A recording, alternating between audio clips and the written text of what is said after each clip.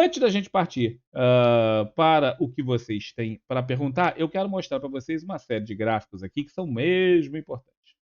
Isto aqui é uma demonstração do que é o SP500 com as 7 principais empresas de companhia, de tecnologia, desculpa, e sem as principais empresas de tecnologia. Repara aquilo que é a enorme valorização do SP500 e o que é a valorização da SP500 quando você retira algumas companhias que têm um peso, é, não é market share, bom, né, vamos botar o market share, não é exatamente essa expressão. Quando você coloca na jogada, olha a diferença de rentabilidade do SP500 que você tem nos últimos anos. Ah, mas isso aqui é a realidade, porque eu comprei só essas empresas. Show de bola, tá? É a realidade. Mas eu quero chamar a atenção para isso, porque a gente vem chamando a atenção para esse fato, e eu queria chamar a atenção para vocês de uma outra coisa. Esse aqui, tá? É o Russell, tá? Eu já falei isso para vocês outras vezes, tá? O Russell é um índice com 2.000 ações, não é pouca coisa, tá? Que seria um índice semelhante ao Small Caps nos Estados Unidos. Isto aqui é o Russell nos últimos tempos. Observe que aqui tem isso aqui é o gráfico diário, e aqui tem a média de 9 e a média de 20. Tá? A média de 20 é essa aqui em verde, né? E a média de 9 é essa aqui em vermelho. E observe que houve cruzamento dessas médias aqui para trás. Observe também a formação de uma tentativa, aqui um topo, tentativa de rompimento, volta no mesmo topo e desenha uma movimentação de baixa, um novo pico aqui, isso aqui criado por um gap. Isto aqui é a realidade de boa parte das ações nos Estados Unidos. São 2.000 ações. Essas empresas representam boa parte daquilo que é a economia real nos Estados Unidos. E ainda temos para mostrar aqui mais uma informação, que é isso. É quando você pega. Aqui é o SP500 normal. Tá vendo essa linhazinha verde aqui? Ó, valorizando 15% nesse ano. Nós estamos só no meio do ano. Isso aqui é quando você pega o SP500 e bota todas as ações com o mesmo peso. Tá? Ou seja, como o nosso Ibovespa, você pega lá que a Vale representa 12% ou 13%, quase 15% do Ibovespa. Por quê? Porque o peso dela econômico dentro do Ibovespa é muito grande, então ela tem um peso maior. A Petro vem em segundo, depois vem alguns bancos e tal. Se você pegar todo mundo, independente do seu peso, e colocar as principais empresas, e colocar todo mundo como se tivesse o mesmo peso, ou seja, o tamanho da empresa não interessa, interessa aquilo que ela efetivamente valorizou ou desvalorizou. Então você equilibra os pesos e refaz a conta. Isto é o SP500 e aqui já não é o gráfico diário, aqui já é um gráfico mais longo. Observe que nós fizemos um topo mais baixo que o anterior recentemente. Observe que o SP500, quando você bota os pesos das empresas, cresceu muito, valorizou esse ano 15%. Quando você tira isso, bota o peso de todo mundo igual, ou seja, equivalendo às empresas todas, isso cai ainda para uma valorização, mas uma valorização de menos de 3%, o que é abaixo da inflação americana. Portanto, tudo bem que isso aqui é meio ano ainda, a inflação americana está aí 5, né? 4 e pouco. Não, tá 4 e pouco por aí. Isso aqui dá quase meio ano de inflação, tá mais ou menos parelho, tá mais ou menos no 0 a 0. Então, observem isso, é importante. Isso aqui chama a atenção. Eu sei que muita gente não está prestando atenção nisso, que é só otimismo, que é só alegria. Muito cuidado com isso. Uma outra coisa que chama a atenção é. Eu esqueci o que eu ia falar. Esqueci. Bom, dane-se. Tinha a ver com isso aqui, mas eu esqueci. Então, prestem atenção nisso. Muito importante observar a diferença entre esse tipo de interpretação atual. Ah, sim, lembrei. Observe que boa parte das ações que subiram muito agora, nesse de um ano para cá, tal, como por exemplo Nvidia, como por exemplo Facebook, tá? Agora não chama mais Facebook, chama Meta, mas é Facebook ainda assim. Subiram bastante. Mas observe que elas tinham caído muito recentemente.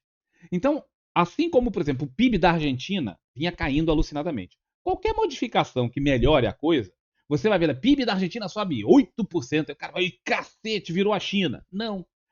Quando você afunda muito, qualquer subida é muito grande.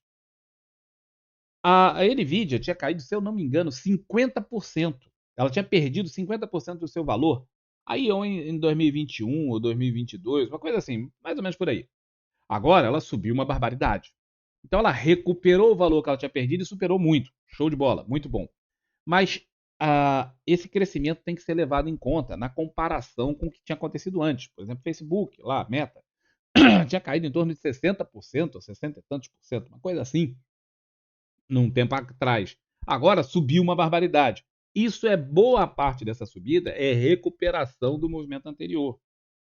Quando a gente mostrou aqui um tempo atrás criptomoedas, criptomoedas está valendo sei lá quantos milhões.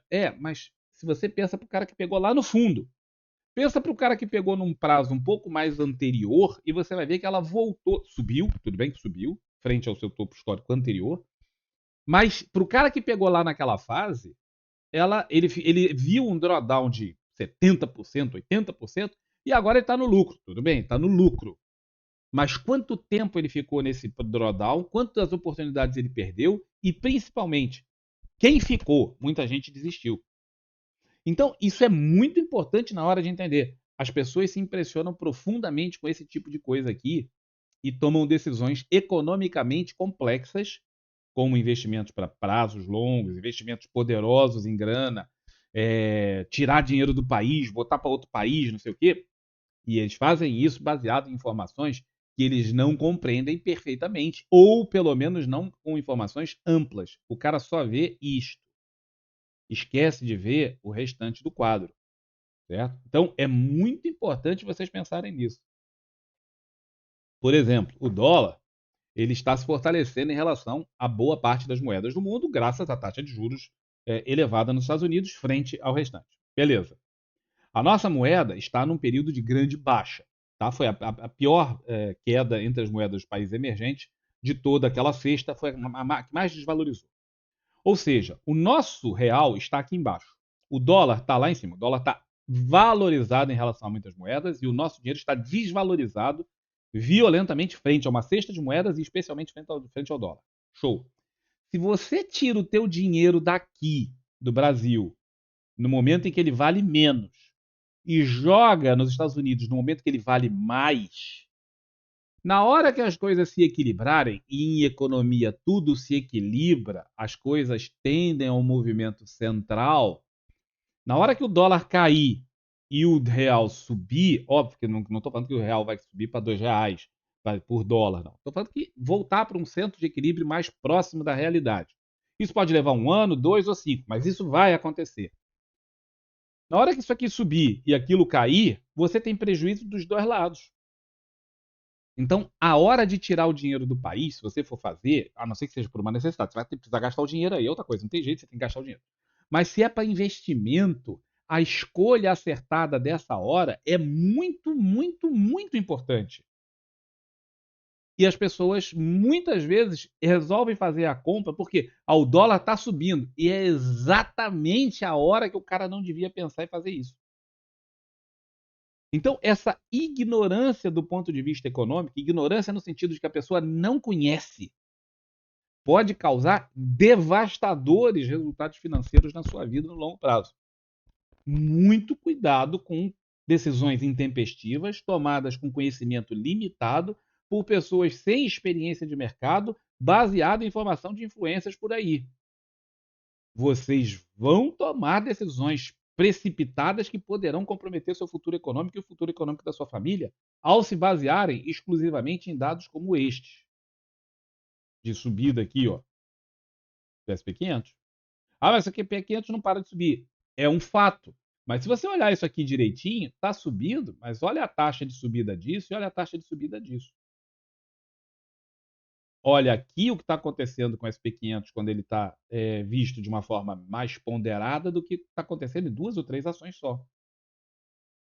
Se vocês não conhecem, vejam e leiam a respeito do Crash.com, tá? Da bolha.com que aconteceu na virada do ano 2000. O que está acontecendo agora com inteligência artificial tem um paralelo muito, muito interessante com o que aconteceu naquela fase em que a internet estava começando a ser assim, efetivamente amplamente utilizada pelo mundo, existia, mas não era uma coisa assim tão divulgada mundo afora. E o que aconteceu ali, 98, 99, é muito parecido com o que nós estamos vendo agora em relação à inteligência artificial.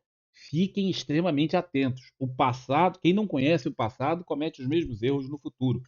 Estou chamando a atenção de vocês efetivamente de novo para isso.